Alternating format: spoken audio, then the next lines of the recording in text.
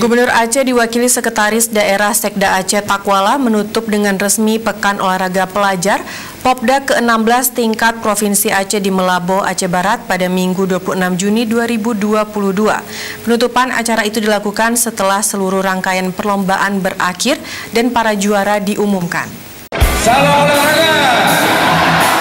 Dari rangkaian perlombaan itu, kontingen PDIA berhasil keluar sebagai juara umum setelah mengumpulkan 18 medali emas, 9 perak, dan 13 perunggu. Penyerahan piala bergilir juara umum dilakukan Takwalah kepada Bupati PD Roni Ahmad atau Abu Ci dengan disaksikan Bupati Aceh Barat Ramli MS, Kadispora Aceh Dedi Yuswadi serta sejumlah pejabat terkait lainnya.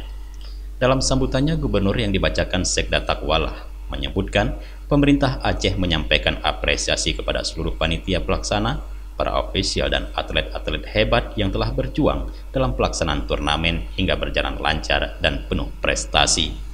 Banyak prestasi yang telah diraih oleh para atlet muda selama Popda berlangsung.